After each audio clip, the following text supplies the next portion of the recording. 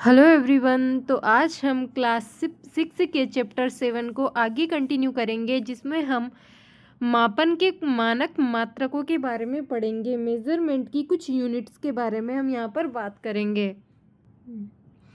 ठीक है, तो देखिए, प्राचीन काल में पैर की लंबाई, उंगली की चौड़ाई तथा एक कदम की दूरी, इन सभी मापों का मात्रक के रूप में सामान्यतः उपयोग था। भाई पहले कैसे मापते थे? आजकल तो इंची टेप होता है मापने के लिए, हाइट को नापने के लिए हाइट मेजरमेंट होता है, तो ये सब चीज़ें होती है।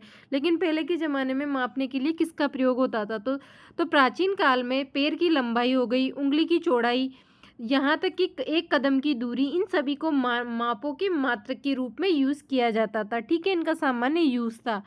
नेक्स्ट स्लाइड लेंगे, अब आगे आगे कंटिन्यू करेंगे इसको। देखिए,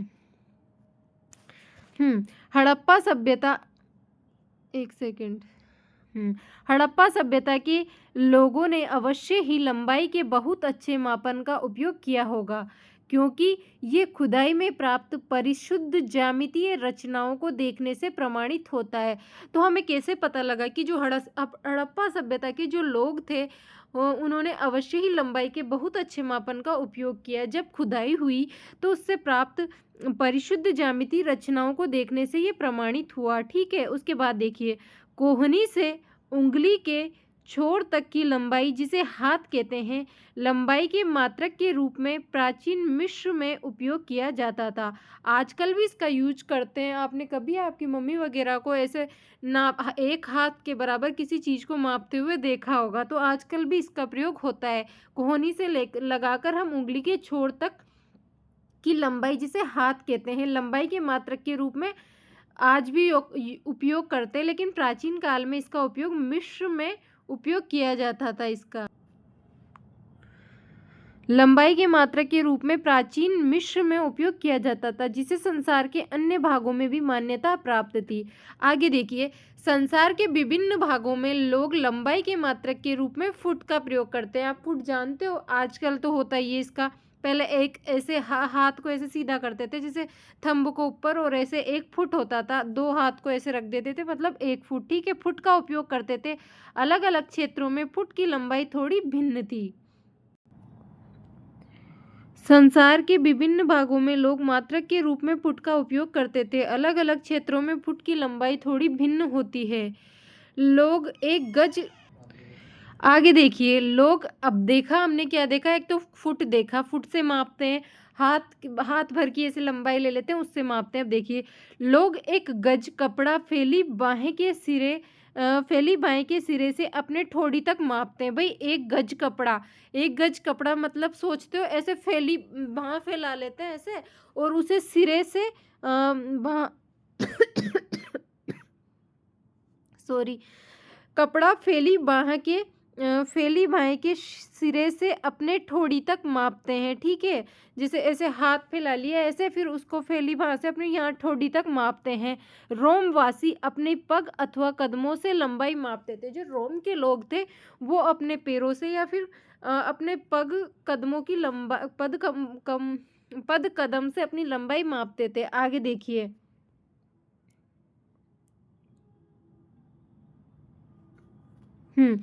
प्राचीन भारत में छोटी लंबाइयों को मापने के लिए उंगली तथा मुट्ठी का भी उपयोग किया जाता था। अब आप सोच सकते हैं कि किसी को नहीं छोड़ा, या उंगली और मुट्ठी का भी उपयोग किया जाता था। आज भी भारत के कई शहरों में हम पुष्प विक्रेताओं को पुष्पों हारों को बेचते समय अपनी भुजाओं का उपयोग लंबाई के मात्रक के रूप में करते हुए देखते हैं। सुविधा अनुसार शरीर के ऐसे बहुत से भागों का मात्रक के रूप में उपयोग होता रहता है। ठीक है, होता रहा है या फिर आज भी होता है। जैसे ऐसे हाथ से नापना, फुट वगैरह का आज भी यूज है भाई। तथापि प्रत्येक व्यक्ति के शरीर की आमापों में थोड़ी थोड़ी भिन्नता हो सकती है। शायद इसी कारण भी मापन में उलझने आई होगी। अब देखिए, वर्ष 1790 में जो फ्रांस के लोग थे, उन्होंने मापन की एक मानक प्रणाली की रचना की, जिसे मीटर पद्धति कहते हैं।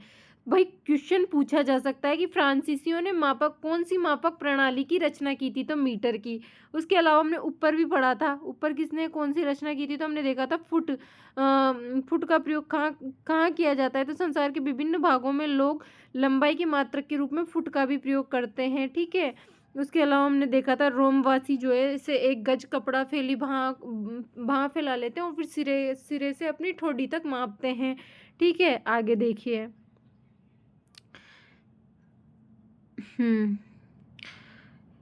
एक समानता के लिए समस्त संसार के वैज्ञानिकों ने मापन के मानक मात्रकों के एक सेट को स्वीकार कर लिया है। आजकल जिस मात्रक प्रणाली का उपयोग हो रहा है उसे सिस्टम इंटरनेशनल यूनिट, सुना होगा आपने, एसआई पद्धति, अंतर्राष्ट्रीय मात्रक, ठीक है। इंटरनेशनल सिस्टम इंटरनेशनल एसआई पद्धति यही होती है, ठीक है। यहाँ लंबाई का एसआई मात्रक मीटर है, तो भाई लंबाई का एसआई मात्रक क्या होता है, मीटर। ये यहाँ पर मीटर का पैमाना दिया हुआ है, 15 सेंटीमीटर का पैमाना है मीटर का। अब देखिए चित्र 7.6 में, ये यहाँ पर चित्र 7.6 था, उसमें एक पैमाना दिखाया गया है। इसमें आपके ज्यामिति बॉक्स का 15 सेंटीमीटर पैमाना, जो आपके पास ज्योमेट्रिकल बॉक्स होता है उसका 15 सेंटीमीटर पैमाना दिखाया गया है। वैसे आपकी स्केल 6 सेंटीमीटर के लगभग होती है। प्रत्येक मीटर को 100 बराबर भागों में विभाजित किया जाता है, जिसे क्या बोलते हैं, सेंटीमीटर। तो 1 मीटर में कितने सेंटीमीटर होते हैं भाई, तो 1 मीटर में आपके 100 सेंटीमीटर होते हैं, ठीक है। फिर हम आगे देखेंगे। प्रत्येक मीटर को 100 बराबर भागों में विभाजित किया जाता है, जिसे सेंटीमीटर कहते हैं। एक सेंटीमीटर के 10 बराबर भागों को एक सेंटीमीटर के 10 बराबर भाग कर लो, उसे जिन्हें मिलीमीटर कहते हैं। इस प्रकार 1 मीटर में 100 सेंटीमीटर होता है, उसी प्रकार 1 सेंटीमीटर में 10 मिलीमीटर होता है, ठीक है।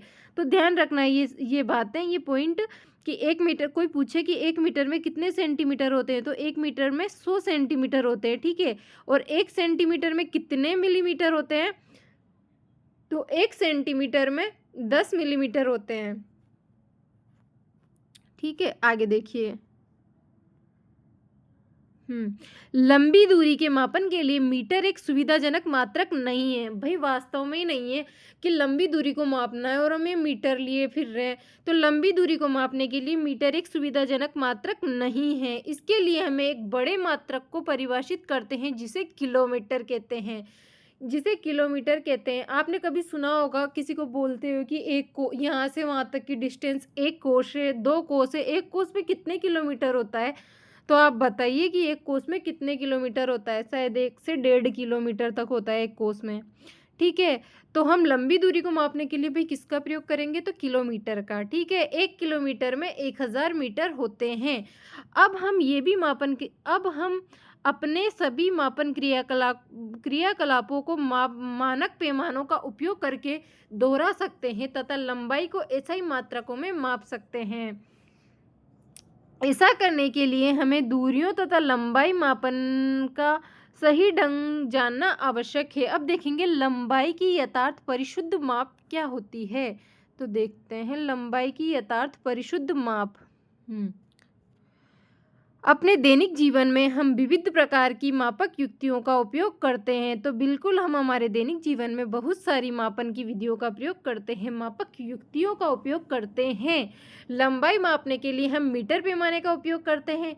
दर्जी तो सब जानते ही होंगे, दर्जी मापक फीते का प्रयोग करता है, जबकि कपड़े के व्यापारी मीटर छड़ काम में लेते हैं। देखा है आपने कभी कपड़े की दुकान पर, वो ऐसे करके इतनी बड़ी स्केल टाइप की होती है स्टील की, उससे मापते हैं, तो वो मीटर छड़ काम में लेते हैं।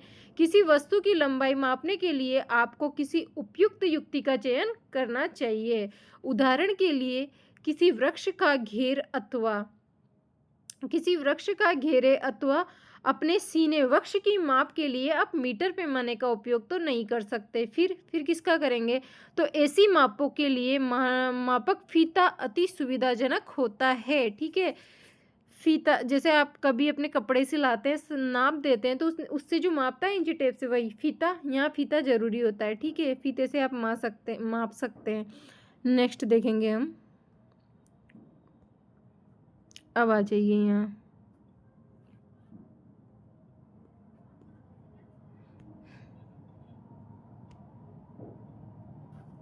अब देखिए, लंबाई, जैसे आपकी पेंसिल की लंबाई मापने के लिए आप अपने ज्यामिति बॉक्स के 15 सेंटीमीटर पैमाने को काम में ले सकते हैं। जैसे पेंसिल की लंबाई मापने के लिए आप अपने ज्यामिति बॉक्स में जो 15 सेंटीमीटर पैमाने को काम में ले सकते हैं, ठीक है। 6 इंच है।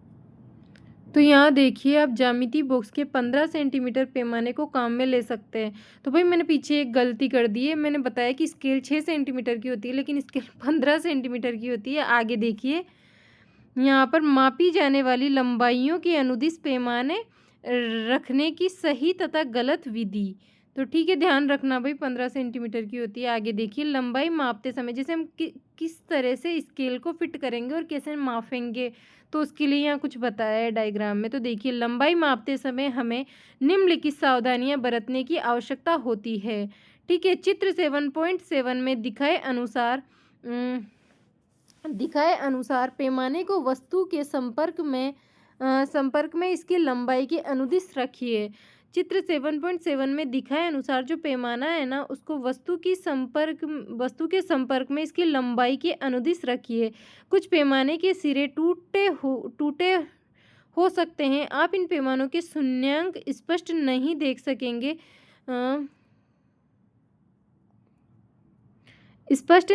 सकेंगे। ऐसे प्रकरणों में पैमाने के शून्यांक से माप लेने से बचिए। आप पैमाने का कोई पूर्णांक जैसे 1.0 सेंटीमीटर चित्र 7.8 काम में ला सकते हैं, ठीक है। अब आपको दूसरे सिरे के पाठ्यांक से इस पूर्णांक के पाठ्यांक को घटाना चाहिए। उदाहरण के लिए 7.b में एक सिरे का पाठ्यांक 1.0 सेंटीमीटर है और दूसरे का 14.3 सेंटीमीटर है। अब वस्तु की लंबाई तो 14.3 सेंटीमीटर माइनस 1.0 सेंटीमीटर मतलब कि 13.3 सेंटीमीटर है, ठीक है। ऊपर देखिए, यहाँ ये डायग्राम को देख लीजिए। अब देखिए, टूटे किनारे वाले पैमाने को रखने की सही व गलत जगह, ठीक है।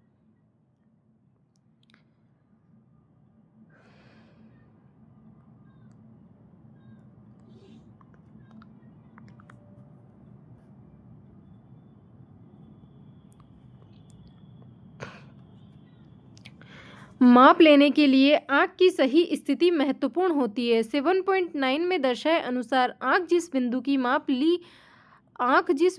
माप ली जानी है उसके ठीक सामने होनी चाहिए। स्थित बी आँख की सही स्थिति है। ध्यान दीजिए, बी से देखने पर पाठ्यांक 7.5 सेंटीमीटर है। स्थिति ए तथा सी पाठ्यांक भिन्न भिन्न हो सकते हैं, ठीक है। पैमाने के उचित पाठ्यांक के लिए आँख की स्थिति पैमाने के उचित पाठ्यांक के लिए आँख की स्थिति अपने सहपाठी की ऊंचाई पहले बलिस्तों और फिर मीटर से मीटर पैमाने का उपयोग करके मापिए। इसके लिए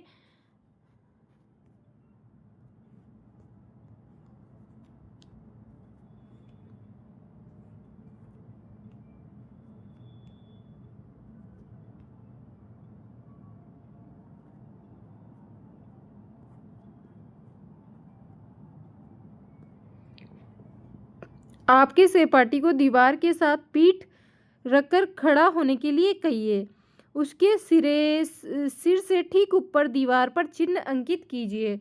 अब फर्श से दीवार पर बने इस चिन्ह को पूरी चिन्ह तक की दूरी पहले अपने बलिष्ठ से और फिर मीटर पैमाने से मापिए। अन्य सभी विद्यार्थियों से इस लंबाई को इसी प्रकार मापने को कहिए और सारणी को इस प्रेक्षण में भरिए। सभी प्रेक्षणिक सारणी में भरिए, ठीक है। तो जैसे ऊंचाई किससे मापिए, ऊंचाई बलिस्तों में और ऊंचाई सेंटीमीटर में, तो आपको हाइट माप रहे हैं एक तरीके से और इसमें भरना है, ठीक है। फिर देखिए आगे कि विभिन्न विद्यार्थी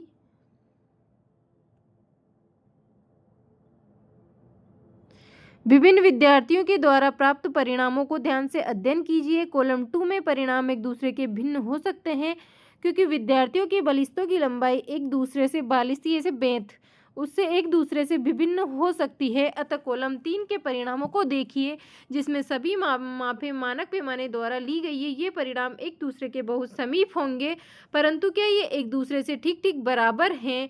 यदि नहीं तो आपके विचार में ये अंतर क्यों है? आखिर सभी एक ही पैमाने का उपयोग कर रहे हैं, भिन्न भिन्न बलिष्ठों के उपयोग तो कर नहीं रहे। फिर ये अंतर किस प्रकार से है? ये अंतर प्रेक्षण लेने में होने वाली छोटी त्रुटि के कारण हो सकता है। मापन की इन त्रुटियों को जानने और व्यवहार में लाने के महत्व के बारे में आप उच्च कक्षाओं में पढ़ेंगे। ठीक है, अब देखिए किसी वक्र रेखा की लंबाई मापना। हम किसी वक्र रेखा की लंबाई सीधे ही मीटर पैमाने का उपयोग करके नहीं माप सकते। वक्र रेखा की लंबाई मापने के लिए हम जिस धागे का उपयोग कर सकते हैं, यहाँ डायग्राम में धागे की सहायता से किसी वक्र रेखा की लंबाई। अब वक्र रेखा समझते हो, मतलब ऐसी आड़ी टेढ़ी रेखा होगी, उसको आप कैसे मापोगे, है ना, तिरछी। तो उसको मापने के लिए आप धागे का प्रयोग करेंगे। तो ठीक है, आगे देखिए वक्र रेखा चित्र 7.10 में ए और बी की लंबाई मापने के लिए किसी धागे का उपयोग कीजिए। यहाँ पर ठीक है, धागे के एक सिरे पर गांठ बांधिए, धागे के एक सिरे पर गांठ बांधिए। इस गांठ को बिंदु ए पर रखिए। अब धागे को अपनी उंगली और अंगूठे द्वारा तना हुआ रखकर इस छोटे भाग को रेखा के अनुदिश रखिए। इस बिंदु पर अपने हाथ से धागे को थामिए। अपने दूसरे हाथ से धागे के और थोड़े भाग को वक्र रेखा के अनुदिश फैलाइए। इस प्रक्रिया को दोहराते हुए वक्र रेखा के बिंदु बी तक पहुंचिए। धागे का जो भाग बिंदु बी पर है वहां वह चिन्ह अंकित कीजिए। अब इस धागे को मीटर पैमाने के अनुदिश फैलाइए। धागे के प्रारंभ में बनी गांठ तथा इस पर बने अंतिम चिन्ह के बीच लंबाई मापिए। ये माप वक्र रेखा ए बी की लंबाई है।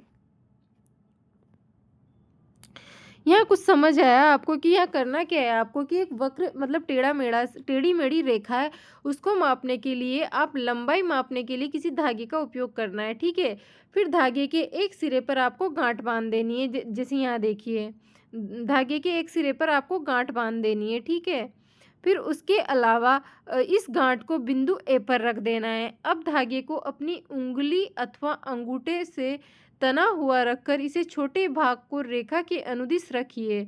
ऐसे उंगली और अंगूठे से तानेंगे और छोटे भाग को आपको क्या करना है, एक रेखा के अनुदिश रखना है। इस बिंदु पर अपने हाथ से धागे को थामिए। अपने दूसरे हाथ से धागे के और थोड़े भाग को वक्र रेखा के अनुदिश फैलाइए। इस प्रक्रिया को दोहराते हुए वक्र रेखा के बिंदु बी तक पहुंचाना है आपको और धागे का जो भाग बिंदु बी पर है वहां तक चिन्ह अंकित कीजिए। अब इस धागे को मीटर पैमाने के अनुदिश फैलाइए। धागे के आरंभ में बंधी गांठ तथा इस पर बने अंतिम चिन्ह के बीच की लंबाई मापिए। ये माप वक्र रेखा ए बी की लंबाई है। आगे देखिए हमारे द्वारा हमने देखा कि ये सुनिश्चित करने के लिए हमें दूरी तथा लंबाइयों को यथार्थ माप ले रहे हैं, हमें बहुत सी सावधानियां बरतनी पड़ती है। मापन के लिए कुछ मानक युक्ति तथा मानक परिणामों को व्यक्त करने के लिए हमें कुछ मानक मात्रों की आवश्यकता होती है। ठीक है,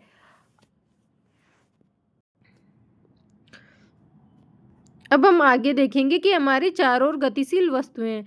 उन वस्तुओं के बारे में सोचिए जो हाल ही में देखी हैं, जो आपने हाल ही में देखी हैं। इनकी सूची सारणी 7.4 में बनाइए। आपकी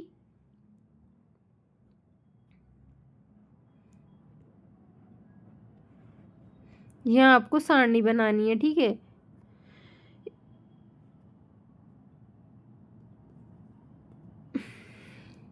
जो आपने हाल में देखी, जैसे घर में उड़ती चिड़िया, मेज, घड़ी में सेकंड की सुई, है ना। विराम वस्तुएं होती है घर, और गतिशील वस्तुएं घर में उड़ती चिड़िया। एक मतलब घर है विराम वस्तु और एक उड़ती चिड़िया गतिशील वस्तु। मेज है विराम है, यहाँ पर घड़ी विराम है, लेकिन घड़ी में सेकंड की सुई गतिशील है। तो देखिए सूची में स्कूल का बस्ता, मच्छर, मेज, कुर्सी पर बैठे व्यक्ति, इधर उधर जाते लोग आदि को देख सकते हैं। इसके अतिरिक्त तितलियां, कुत्ते, गाय, आपका हाथ, छोटा बच्चा, जल में मछली, घर, फैक्ट्री, पत्थर, घोड़ा, गेंद, बल्ला, चलती रेलगाड़ी, सिलाई मशीन, दीवार, घड़ी, घड़ी की सुइयां भी हो सकती है। आप जितनी लंबी सूची बना सकते हो बनाइए। इनमें से कौन गतिशील है और कौन विराम है, तो देखिए और सारणी में खुद भरिए। ठीक है, आपने ये कैसे सुनिश्चित किया है कि कोई वस्तु गति में है या विराम में है? आपने ये देखा होगा कि चिड़िया कुछ समय पश्चात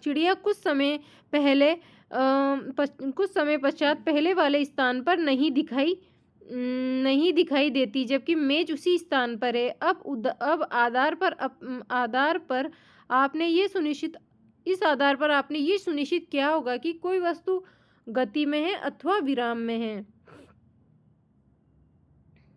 आइए हम किसी चींटी की गति को ध्यान से देखते हैं। क्रियाकलाप 6, कोई ऐसा स्थान चुनिए जहां चींटियां हो।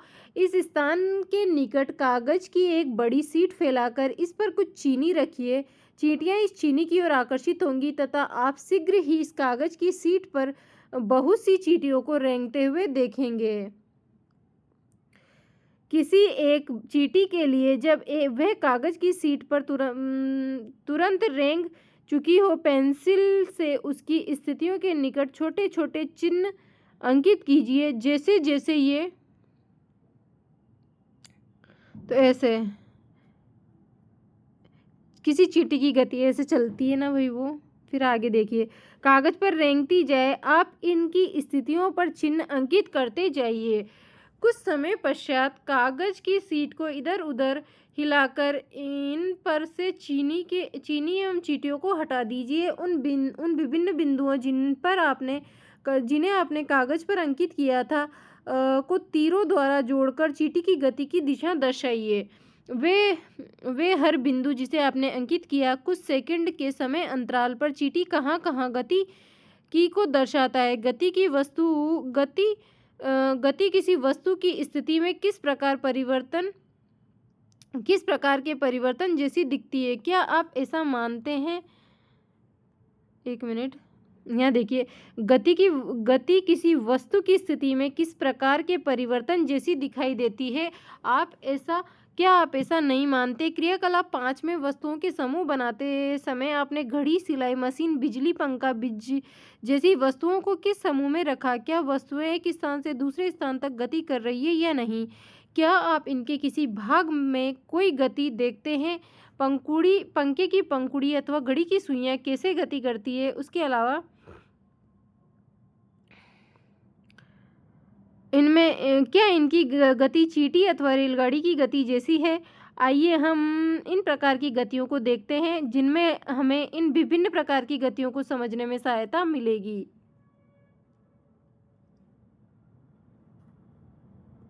तो हम पढ़ेंगे गति के प्रकार कि भाई गति के कौन कौन से प्रकार होते हैं। सरल रेखीय गति, वृत्तीय गति, उन गतियों के बारे में हम पढ़ेंगे यहाँ पर। तो देखिए,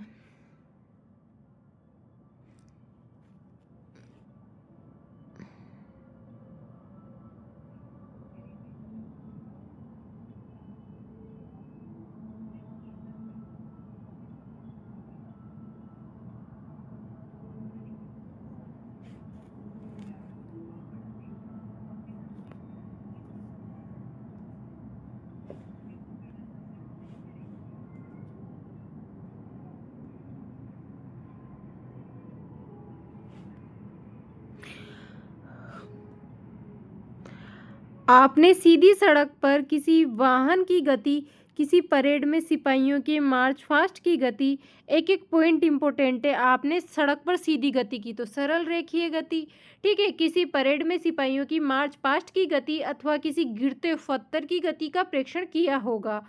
ये किस प्रकार की गति है? 100 मीटर दौड़ प्रतियोगिता में धावक की सरल रेखा के अनुदिश दौड़ते हैं। क्या आप अपने चारों ओर देखकर इसी प्रकार के और अधिक उदाहरण को सोच सकते हैं? जैसे यहाँ पर देखिए एग्जाम्पल दे रखे हैं कुछ कि भाई सरल रेखीय गति के कुछ उदाहरण है, जैसे कार चल रही है, सैनिक जब मार्च क्या बोलते हैं उसको, परेड में जब सैनिक चलता है तो ऐसे मार्च फास्ट कर रहा है, सिपाहियों के मार्च फास्ट की गति वो भी सरल रेखीय गति होती है, ठीक है। और ऐसे हम सीधे चल रहे हैं सड़क पे, सरल रेखीय गति, सिपाहियों की मार्च फास्ट की गति वो भी सरल रेखीय गति। अब हम नीचे देखेंगे, इन सभी उदाहरणों को देखते हुए इन सभी उदाहरणों में हम ये देखते हैं कि वस्तुएं सरल रेखा के अनुदिश गति कर रही है। इस प्रकार की गति को सरल रेखीय गति कहते हैं। अब आपको करना क्या है, एक पत्थर लीजिए, अब एक पत्थर लीजिए, इससे एक धागा बांधिए तथा अपने हाथ से तेजी से घुमाइए। पत्थर की गति को ध्यान से देखिए। हम देखते हैं कि पत्थर जो है वृत्तीय पथ के अनुदिश गति करता है। कुछ समझ में आया? इसे बोलते हैं वृत्तीय गति। आगे देखिए, ये यहाँ पर देखिए, वर्तुल गति की कुछ वस्तुएं जैसे कि पंखा है, और यहाँ पर और देखेंगे इस गति में पत्थर की आपके हाथ से दूरी समान रहती है। इस प्रकार की गति को वर्तुल गति कहते हैं। बिजली के पंखे की पंखुड़ियों पर अंकित चिन्ह की गति, किसी घड़ी में सेकंड की सुइयों की गति, ठीक है ना, सेकंड की सुई की गति वर्तुल गति के उदाहरण हैं। और ये ऐसे वो लगा होता है, इसको कुछ बोलते हैं, मेरे को रेहट की गति, ऐसे वर्तुल गति होती है ना, ऐसे ये बेल इसे फिराएगा, पानी निकलेगा बाहर, ऐसे ऐसे ऐसे रेहट ही बोलते हैं शायद। क्लास 6-8 में ये पहले चैप्टर में, कुछ पता नहीं, देख लेना एक बार इसको। आगे देखिए, बिजली का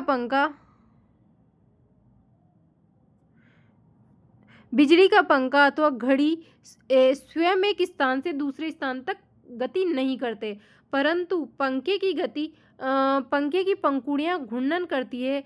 ऐसा ही घड़ी की सुइयां भी करती है। यदि हम पंखे की पंखुड़ी अथवा घड़ी की सुइयों पर कहीं किसी प्रकार का कोई चिन्ह अंकित कर दें तो घूर्णन करते समय भी पंखे अथवा घड़ी के केंद्र से इस चिन्ह की दूरी समान रहेगी। कुछ प्रकरणों में कोई वस्तु एक निश्चित समय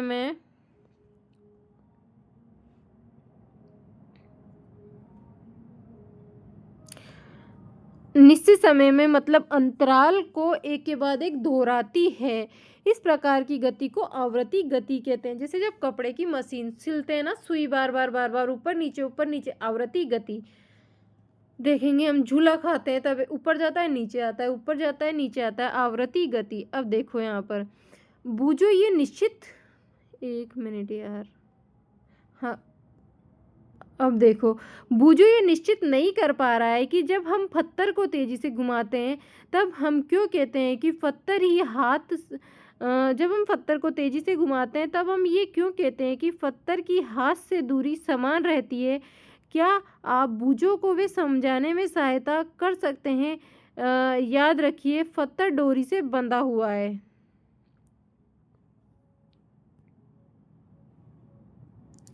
अंतराल के बाद अपनी गति को दोहराती इस प्रकार की गति को आवर्ती गति कहते हैं। डोरी से बंधा हुआ वही पत्थर लीजिए जिसे आपने क्रियाकलाप 7 में उपयोग किया था। अब डोरी को अपने हाथ में थामिए और पत्थर को डोरी पर पत्थर जो है ना उसे डोरी से लटकने दीजिए। और ये एक लोलक है, जिसे हाथ से पत्थर को एक तरफ से खींचिए और फिर स्वतंत्र करके छोड़ दीजिए। लोलक की ये गति भाई आवर्ती गति होगी। वो ऐसे ऐसे खड़ा, ऐसे आप ऐसे रखोगे सीधा, जैसे मैं बना के दिखाती हूँ आपको। जैसे ये सरल लोलक है, आपने इसको इधर खींचा है ना, और फिर यहाँ से छोड़ दिया। अभी यहाँ से यहाँ आएगा वापस, और फिर यहाँ से एक बार फिर यहाँ जाएगा, और फिर यहाँ से वापस यहाँ आएगा। तो ऐसे सरल लोलक की गति क्या हो जाएगी? आवर्ती गति, ठीक है। वृक्ष की शाखाओं का इधर उधर लहराना, झूला झूलते बच्चे की गति, सितार की डोरियों की गति, बजते समय ढोल अथवा तबलों की झिल्लियों की गति सभी आवर्त गति के उदाहरण हैं, जिनमें वस्तुएं एक निश्चित समय अंतराल के बाद गति को दोहराती है। इसको जल्दी जल्दी पढ़ के ख़त्म करते हैं चैप्टर को। क्या आपने क्रियाकलाप 5 के एक भाग के रूप में सिलाई मशीन, मैंने बताया था अभी, सिलाई मशीन का परीक्षण किया था। आपने ध्यान दिया होगा कि सिलाई मशीन अपनी अवस्थिति पर रहती है जबकि उसका पहिया वर्तुल गति में होता है। इसमें एक सुई भी होती है जो अब इस पहिए की जो जब तक पहिया घूर्णन करता है तब तक निरंतर ऊपर नीचे गति करती है। क्या ऐसा नहीं है? यहाँ सुई आवृत्ति गति कर रही है, तो बिल्कुल सुई आवृत्ति गति कर रही है। क्या आपने फर्श पर लुढ़कती गेंद की गति को ध्यानपूर्वक परीक्षण किया? यहाँ गेंद किसी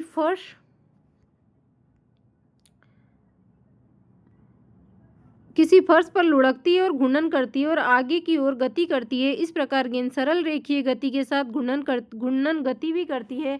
क्या आप ऐसे अन्य उदाहरण बता सकते हैं जिनमें वस्तु विभिन्न प्रकार की गति से मेल करती है?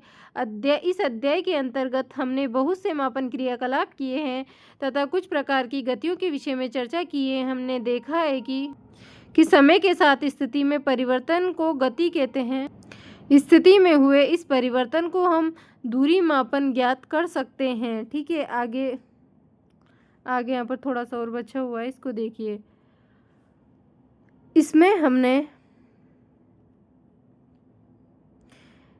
हमें ये जानकारी मिलती है कि कोई वस्तु कितनी धीमी अथवा तीव्र गति कर रही है। फर्श पर घोंघे का रेंगना, तितली का एक पुष्प से दूसरे पुष्प पर मंडराना, नदी प्रवाहित होना, वायुयान का वायु में ऊंचाइयों पर उड़ना, पृथ्वी के परिचंद्रमा की गति करना तथा शरीर में रुधिर परिसंचरण आदि सभी उदाहरण हमारे चारों ओर अनेक स्थानों पर होने वाली गतियों को दर्शाते हैं। तो आपका ये चैप्टर खत्म हुआ। वर्तुल गति हमने देखी है भाई। वर्तुल गति क्या होती है?